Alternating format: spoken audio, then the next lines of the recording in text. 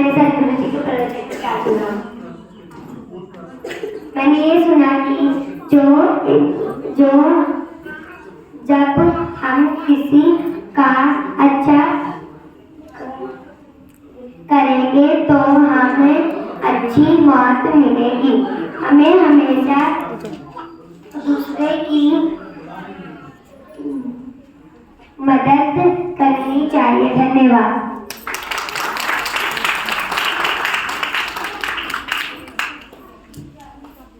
आज सभी को मेरा सकता मेरा नाम मैं आपको बारे सुनाना चाहती हूँ।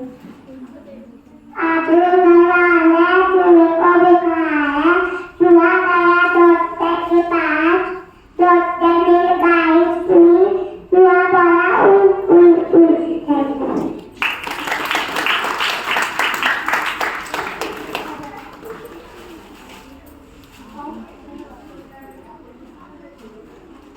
आज सुबह तो सच कहता है। आज मैंने सतगुरु जी के प्रवचन में यह सुना, हम हमेशा बहुत ज्ञानी मुक्ति हासिल होगी जब हम अपने गुरु का नाम जपेंगे, तभी हमें इस दुनिया से अच्छी मुक्ति मिलेगी। धन्यवाद। आज मैं आपको एक गुरु जी पे एक छोटी सी शायरी सुनाने जा रही हूँ। गुरु के बिना ज्ञान नहीं, ज्ञान के बिना कोई महान नहीं। भटक जाता है जब इंसान, तब गुरु ही देता है साथ। धन्यवाद। आप सभी को मेरा नाम पायला। आज मैं बताऊंगी कि मैंने सतगुरु जी के प्रवचन में क्या सुना।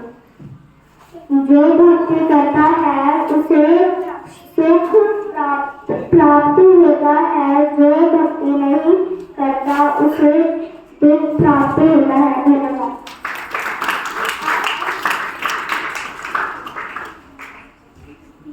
आप सभी को सत्कार। मेरा नाम संजना है और आज मैं बताऊंगी कि मैंने सतगुरु जी के प्रवचन में क्या सुना। मैंने यह समझा कि गुरु के लिए हम सब एक हैं, मतलब हम लोग गुरु के सामने बराबर है, कोई गुरु के लिए खास नहीं है। उदाहरण के लिए नदियाँ, तापी, यमुना, गंगा जैसी नदियाँ जब सागर में मिलती है तो हम उसमें नहीं ढूंढ सकते कि कौन सी नदी कहाँ पे है। हम ये नहीं बोल सकते कि ये देखो यमुना की नदी, ये देखो यमुना का पानी, ये देखो गंगा का पानी। वो तो सागर का ही पानी कहलाएगा। वैसे ही हम लोग गुरु के लिए एक बराबर होते हैं। मैंने अपने अंदर ये बात धारण की कि मैं लोगों को कुछ भी बोलने से पहले यह सोच लूं कि उस व्यक्ति को बुरा न लगे। Thank you.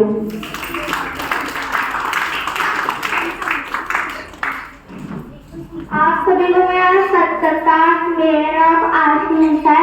मैं बताने जा रहा हूँ मैंने सतगुरु जी के प्रवचन में क्या सुना। मैंने सुना कि हमेशा हमें बुद्धि से काम लेना चाहिए, चाहे जिस तरह पैसा आ जाए, हमें हमेशा भगवान की भक्ति और बुद्धि से काम करना चाहिए। धन्यवाद।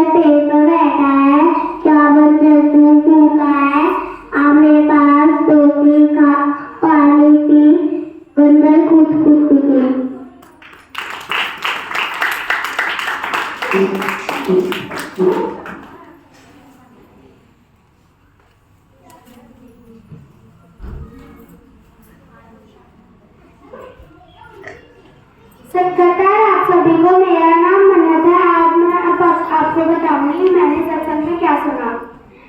अगर इंसान को किसी वस्तु की प्राप्ति करनी है तो जपन करना जरूरी है। जपन का मतलब है गुरु का नाम जपना। धन्यवाद।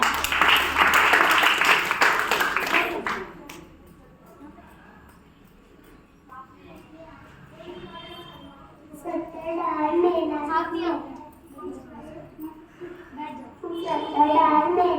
मेरा नाम लक्ष्मी है। आज मैं सुनाने जा रही हूँ। हाथी राजा सुनील इलाके का चले मारे रखी आना।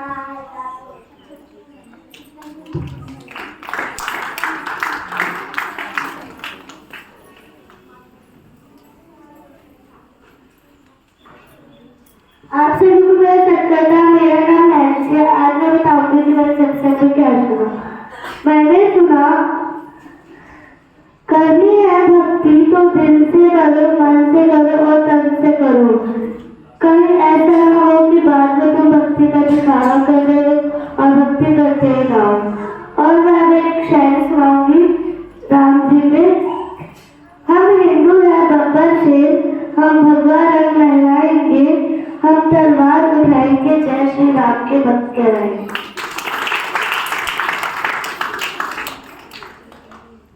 आप सभी को मेरा सत्कार। मेरा नाम पूजा है। आज मैं आपको सतगुरु जी के ऊपर एक शायरी सुनाने जा रही हूँ। हर वो वक्त कीमती है जो सतगुरु जी की याद दिलाता है। हर वो कदम मुबारक है जो सतगुरु जी की सेवा में ले जाता है। हर वो सांस कीमती है जो सतगुरु जी की सिमरन में लगाती है। हर वो चरणों में तो तेरे सारा जहां झुकता है, और जो झुकता है उसे हर मुकाम मिलता है। हर पल हम पर तुम्हारी निर्वाणी है। बना दो जिंदगी ऐसी जैसे तुम्हें बनानी है। धन्यवाद। सत्कार आप सभी को। मैं आज बताऊंगी कि मैंने पिछले सत्संग की कौन कौन सी बातें अपने अंदर धारण की है।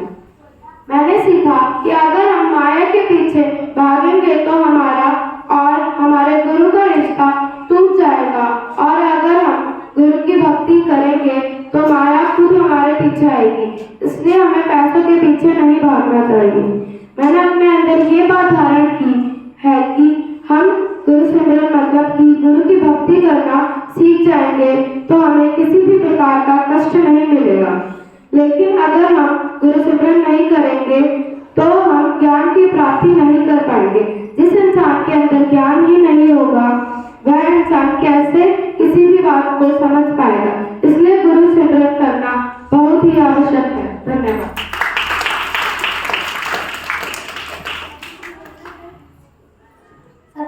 मेरा नाम ज्योति है। मैं आपको सतगुरु की प्रवचन में क्या सुना मैं आपको बताने जा रही हूँ। संत महात्मा ही हमारे को भक्ति का मार्ग दिखा सकते हैं। धन्यवाद।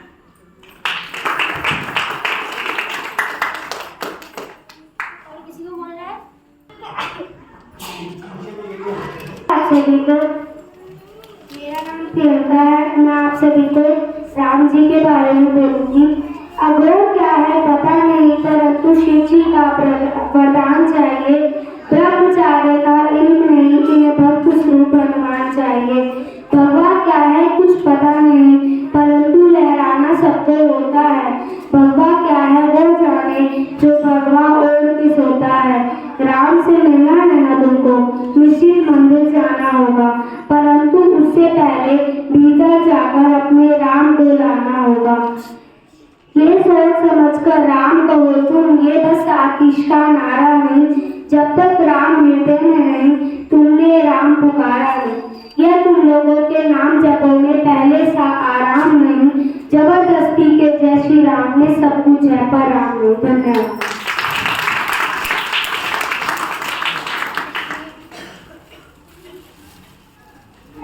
आप सभी को मेरा सत्कार। मेरा नाम निशी है। मैं आज बताऊंगी कि मैंने आज सत्संग में क्या सुना।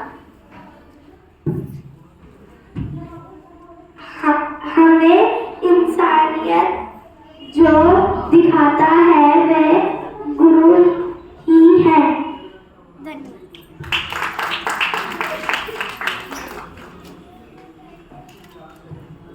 आप सभी को मेरा सत्कार। मेरा नाम अंशिका है। मैं गुरु के ऊपर कुछ बताने जा रही हूँ। जानवर इंसान ने जो भेद बताए वही सच्चा गुरु कहलाए। जीवन पथ पर जो चलना सिखाए वही सच्चा गुरु कहलाए। जो धैर्यता का पाठ पढ़ाए वही सच्चा गुरु कहलाए। संकट में जो हंसना सिखाए वही सच्चा गुरु कहलाए।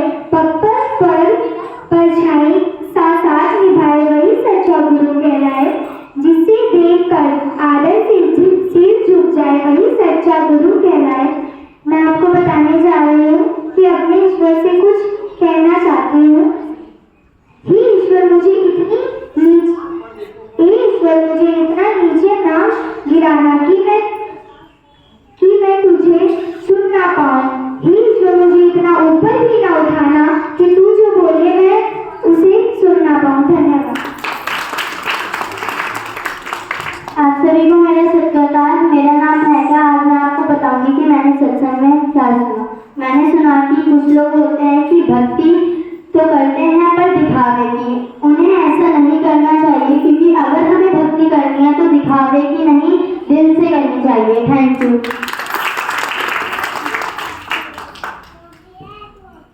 हाथी राजा कहाँ चले, सूर्य लाकर कहाँ चले। आओ हमारे घर पे आओ, हलवा पूरी खाओ ना। आओ बैठो कुर्सी पर, कुर्सी बोली चटर पटर। हाथी राजा गए लुढ़क।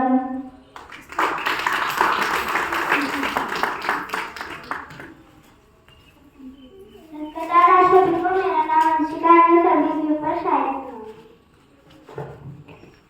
बंद हो जाए सारे रास्ते तो नया रास्ता दिखाते हैं गुरु। सिर्फ किताबी ज्ञान नहीं, जीना भी सिखाते हैं गुरु।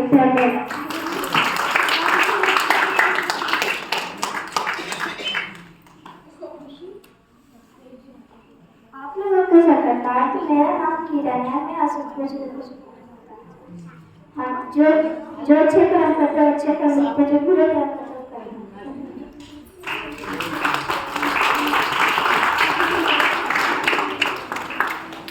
आप सभी को मेरा सकदार सुनाने जा रही हूँ। हाथी राजा कहाँ चले, सूर्य के पास चले। मेरे घर पे आओ ना, हलवा पूरी खाओ ना। आओ बैठो कुर्सी पर, कुर्सी बोली चटर पटर। हाथी राजा की तरह सारे बच्चे हंसते। Thank you.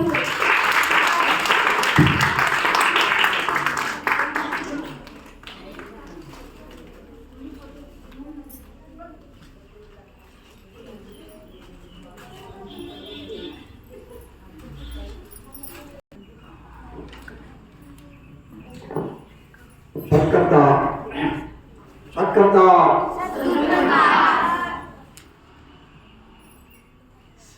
मैं बोलूंगा सत्यनाम, आप बोलना श्री वाहिगुरु। सत्यनाम सत्यनाम सत्यनाम सत्यनाम सत्यनाम सत्यनाम सत्यनाम सत्यनाम सत्यनाम सत्यनाम। अब मैं जो बोलूंगा उसके पीछे भी थोड़ा दोहराना है। ऐ मालिक तेरे बंदे हम,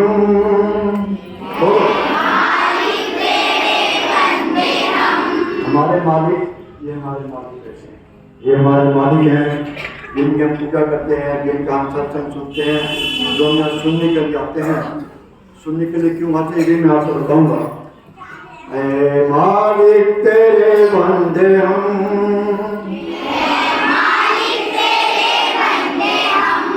ऐसे हो अपने करम, नेकी पर चले, नेकी पर चले, और बदी से हटे,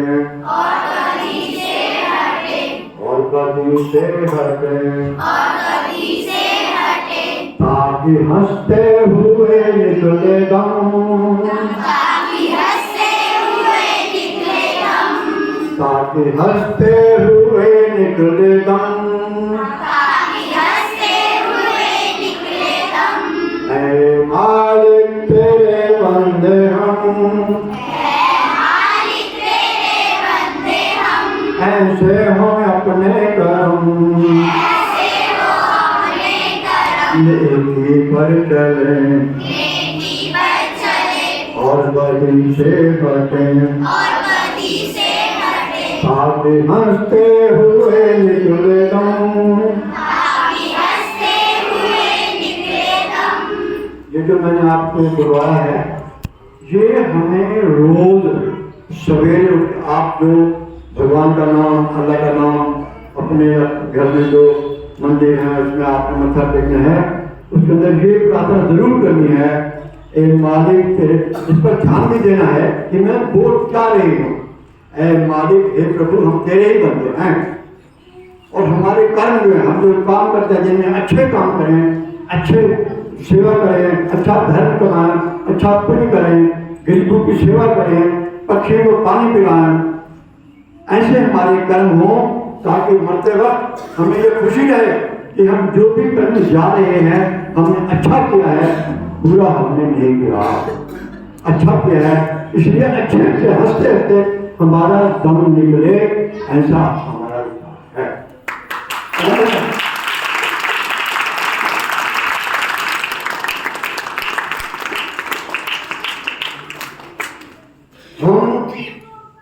हमारे अब मैं जो आपसे सवाल करूंगा उसका मुझे आप जवाब देंगे मिलकर। हमारे अगर कपड़े मैले हो जाएं तो हम क्या करते हैं? हम उसको धोते हैं। हमारे कपड़े मैले हो जाए तो क्या करते हैं? किसमें धोते हैं? हाथ में, मशीन से, सोटे से धोते हैं ना। ये जो हमारे कपड़े में मैले हो जाते हैं हम उनको मशीन में धोते हैं, हाथ से धोते हैं, सोटे से धोते हैं, साबुन से धोते हैं, साबुन लगाते हैं उसको। और अगर हमारा कहीं घूमने गए हैं, कहीं बाहर घूमने गए, हमारा शरीर मैला हो गया, धूल मिट्टी चढ़ गई, तो हम क्या करते हैं? हम उनको नहाते हैं। क्यों नहाते हैं? ताकि हमारा बदन साफ हो जाए, हमारा बदन चमकने लग जाए। ठीक इसी प्रकार जो हम सत्संग सुनने आते हैं, सत्संग गुरु महाराज क्या करते हैं?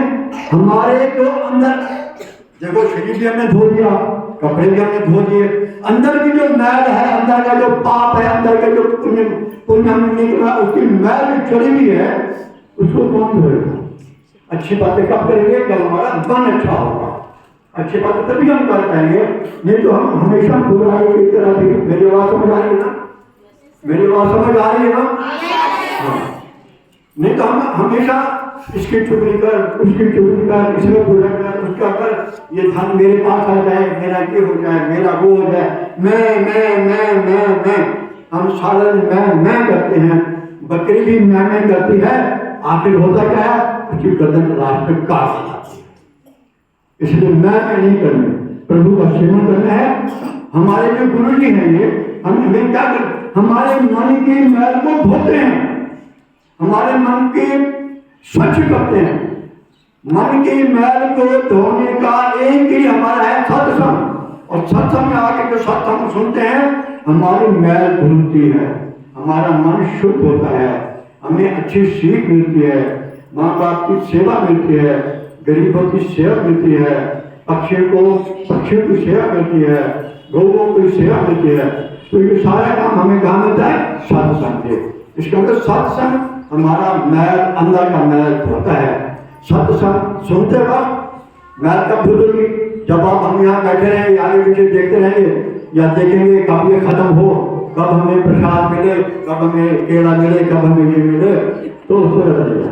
कब मैं अपने भेजे बच्चे को भेजूं, वो जाके केला ले आए, संतरा ले आए, दूध ले जाए, हाथी की कहानी सुना दी, गधे की कहानी सुना दी, ऊँट की कहानी सुना दी। नहीं, हमें बच्चों को भी यहाँ पर भेजना है। चाहे दो शब्द बोले, सत्संग के विषय में ही बोले। हाथी घोड़े की कहानी ना सुना, हम हाथी घोड़े की कहानी सुनने नहीं आए यहाँ पर जो पब्लिक बैठी हाथी घोड़े की कहानी सुनने नहीं आई। वो सत्संग में हमने क्या सुना? हमारे अपने राज्य जी कहते हैं आपने सत्संग में क्या सुना? इसलिए बच्चों को लेते वहां पीछे हाथी घोड़े सिखाते रहेंगे, वो सत्संग नहीं सुनेंगे। वो कहते हैं कब सत्संग खत्म हो हम हाथी घोड़े की कथा सुनाएं, कब हम प्रसाद पाए। ये उनके विचार को बदलो, अच्छी बातें करो।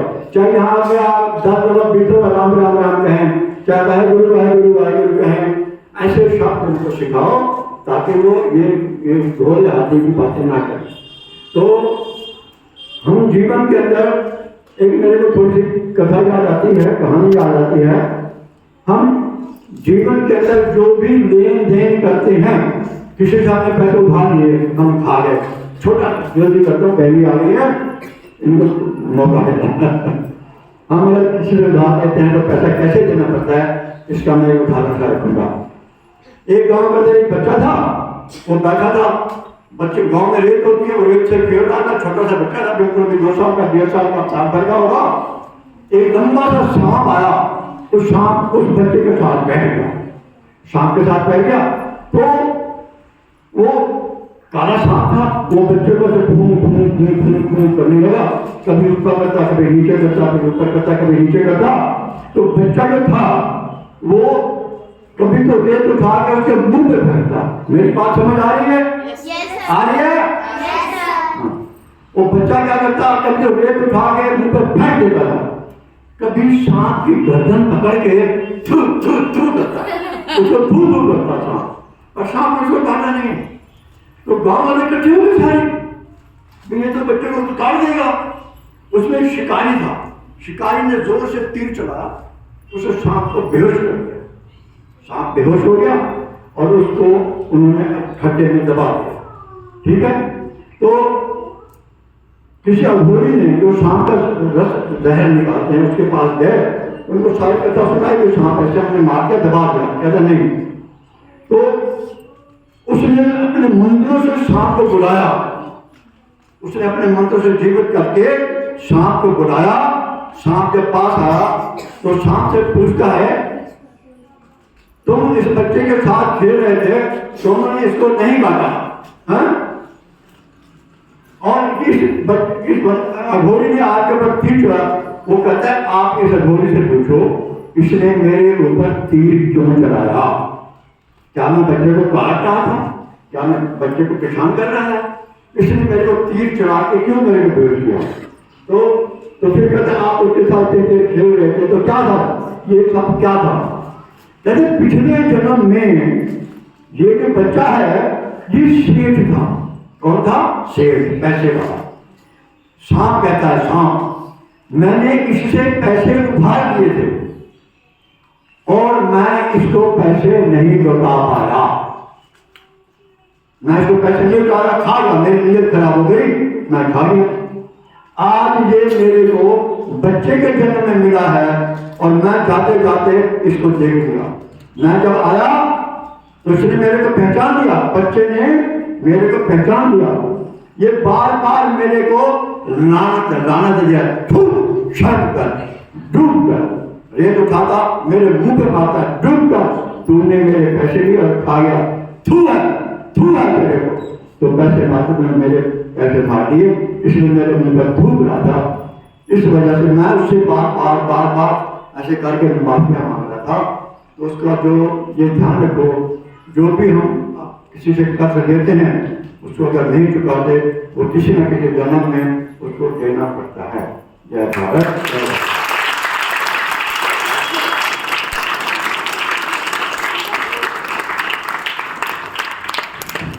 आप सब लोगों के लिए मैं सत्कार करता हूँ।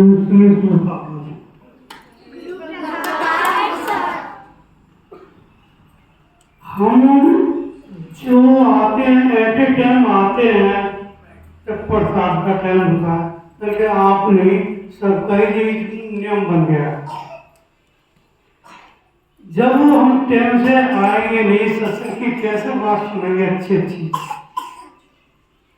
टाइम से आया करो, अच्छा आना, ज़्यादा टाइम ना लगाया करो।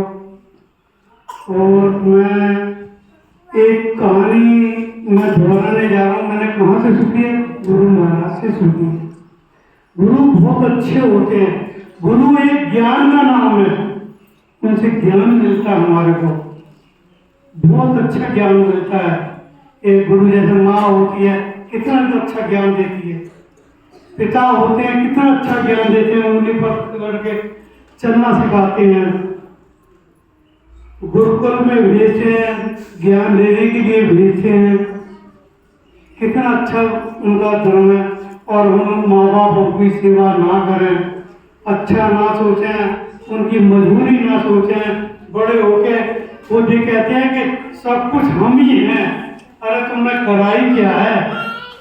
माँ बाप से कहते हैं कराई क्या है, हम करते हैं, और वो माँ बाप के बराबर नहीं कर पाते जो माँ बाप करते हैं। उनसे मैंने एक सारी बात सुनी है, एक क्या सारी बात सुनी है। मैं एक बात बोलता हूँ, जैसे हमारे शंकर भोलेनाथ थे, उन्होंने कोई माला डालता है, पर उन्होंने सर्पों की माला बनाई थी। कोई चंद्रदेव को अपने शीश पे धारण करा था। गंगा माता को कोई संभाल नहीं सकता था, वो देव ऐसे थे शंकर भगवान, उन्होंने ही संभाला। कितने अच्छे अच्छे काम करे, बहुत अच्छे काम करे। और एक बात मैं बताऊं आपको, जैसे उनके भक्त थे ना, उनकी गोली से काम चलते थे। सिर्फ भंग की गोली खाते थे वो, और भंग की गोली वो खाते थे। शंकर भोलेनाथ खाते थे गोला, भंग का गोला, और चुन चुन के भोग लगाते थे। जो उन्होंने सिर पे, शरीर में, शरीर में जो भी धारण करा है, वो शरीर का एक अंग बन गया। तो क्या कहते हैं आप जैसे ही भक्त लोग क्या कहते हैं? शंकर भोले बाबा तेरे सर पे लटक रहे अंग, शंकर भोले बाबा तेरे सर पे लटक रहे अंग। और इन भक्तों की मानो, इन भक्तों की मानो, तो पियो भक्त के भंग। इन भक्तों की मानो, तो पियो भक्त के भंग। ऐसा उन्होंने क्यों कहा था? क्योंकि वो गोला खा रहे थे, तो उनको नशा बहुत टाइम तक होता था। और जो उनके भक्त जन थे, वो तो गोली खाते थे, उनका नशा जल्दी टूट जाता था। तो शंकर भगवान से वो कह रहे, मिन्नत मांग रहे थे कि शंकर भोलेनाथ हमारा नशा टूट गया, अब समाधि छोड़ो, आप भोग लगाओगे तो हम भोग लगाएंगे, आपका प्रसाद पाएंगे। बोल शंकर भगवान की, शंकर भगवान की जय श्री राम, जय श्री राम।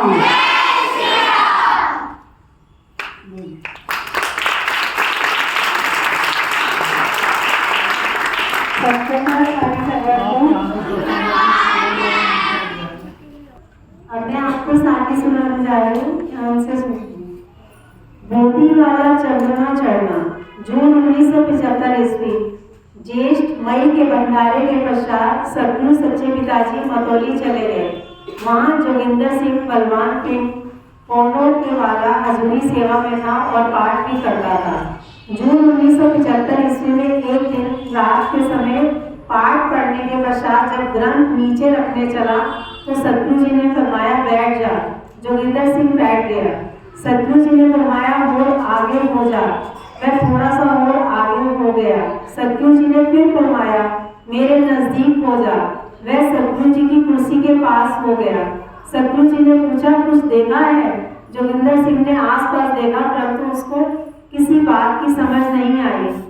सतगुरु जी ने फरमाया उधर चंद्रमा की ओर देख। जब उसने चंद्रमा की ओर देखा तो चंद्रमा की बहुत लंबी गोदी थी जो साफ दिखती थी। सतगुरु जी ने फरमाया जब हिंदुस्तान पाकिस्तान बना था तो गोदी वाला तारा चढ़ा था। अब तो मोदी वाला चंद्रमा चढ़ा है। वह यह सोचकर रोने लग पड़ा कि अब सतगुरु जी ने अपना शरीर नहीं रखना। सतगुरु जी ने उसी समय बीवियों और भाइयों को उठा दिया। वह काफी देर रोता रहा और सतगुरु जी के आगे देह की तंदुरुस्ती और सलामती के लिए अर्जी करता रहा। फिर सतगुरु जी ने उसको नीचे ग्रंथ रखकर आने के लिए कहा और साथ ही हिदायत की कि यदि कोई इस बारे में पूछे तो उसको बताना नहीं। वह सत्वचन कहे बिना ही ग्रंथ रखने चला गया। जब नीचे गया तो डेरे वाली बीवियां और भाइयों ने उसको पूछा कि क्या बात थी, तू क्यों रो रहा था। उससे रहा ना गया और उसने सब कुछ बता दिया। यह भी कह दिया कि जिससे अर्ज होती है कर लो, सतगुरु जी ने शरीर नहीं जे रखना। इस तरह सुनकर सभी बीवियां और भाई रोने लग पड़े। जब जोगिंदर सिंह वापस सतगुरु जी पास गया तो सतगुरु जी ने पूछा, उससे पूछते तो नहीं थे।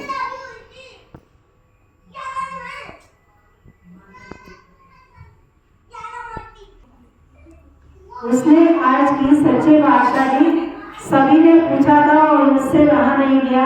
यह सुनकर हजूर सतगुरु जी चुप कर गए। रोजाना की ड्यूटी के अनुसार जोगिंदर सिंह सवेरे उठा और सतगुरु जी की कोठी के आगे बैठ गया ताकि सतगुरु जी जब कुंडी अंदर से खोले और वह सेवा के लिए हाजिर हो। परंतु 9 बजे तक सतगुरु जी ने कुंडी ना खोली। जब 9 बजे सतगुरु जी ने कुंडी खोली तो वह अंदर सेवा के लिए हाजिर हुआ। उसने माथा टेका तो सतगुरु जी ने पूछा, क्या संगत ने फुलका चख लिया है। जोगिंदर सिंह ने कहा, जी मैं उधर नहीं गया, इसलिए मुझे पता नहीं। सतगुरु जी ने फरमाया, जा जाकर पूछ कर आ। वह जब लंदन में गया तो बहनों बीवियों ने कहा, हम रात को रोते रोते सो गई थी। सतगुरु जी से सवेरे के लंगर के लिए पूछा ही नहीं था, इसलिए ना लंगर में कुछ बनाया है और ना किसी ने खाया है। जोगिंदर सिंह वापस सतगुरु जी के चरणों में पहुंचा और सारी अर्ज कर दी। सतगुरु जी ने फरमाया, जा जाकर बीवियों को कह कि मूंग की मसरा की दाल बना लो और हम भी फुलका चखेंगे, तो फुलका बनवा कर ले आना।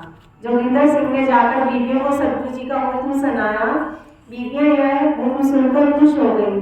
जब जोगिंदर सिंह फुलका लेकर सतगुरु जी के पास गया तो उन्होंने सिर्फ एक ग्राही ग्रास ही मुंह में डाली और फरमाया कि और नहीं लाऊंगी। परंतु उस दिन इस तरह करने से सारी संगत ने फुलका चख लिया। इतनी देर में दिल्ली से भाई सोहन सिंह और जोगिंदर पाल चावला सतगुरु जी के दर्शन करने आ गए। उन्होंने आकर माथा टेका और बातों बातों में अर्ज की, महाराज कृपाल सिंह रूहानी सत्संग वाले शरीर छोड़ गए हैं। उस समय जोगिंदर सिंह किसी और काम में लगा हुआ था। सतगुरु सच्चे पिताजी ने उसको आवाज लगाई, जोगिंद्रा इधर आ। जब मैं पास गया तो सतगुरु जी ने फरमाया, तू ऐसे ही रो ही जाता था, वो तो संत कृपाल सिंह दिल्ली वाले ने शरीर छोड़ा है। तो उसने अर्ज की, सच्चे पिताजी क्या एक संत और कुल मालिक में कोई फर्क नहीं है। सतगुरु जी चुप कर गए। कुछ दिनों के पश्चात ही हजूर सतगुरु जी मतौली से जलंधर आ गए और जोगिंदर सिंह को फिर जाने की छुट्टी दे दी।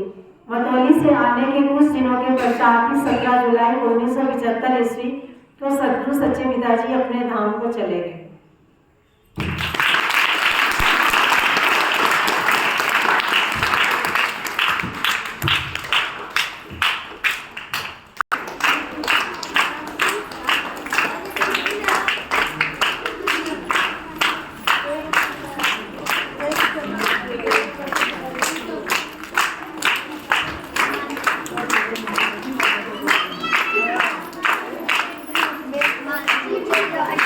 Thank you.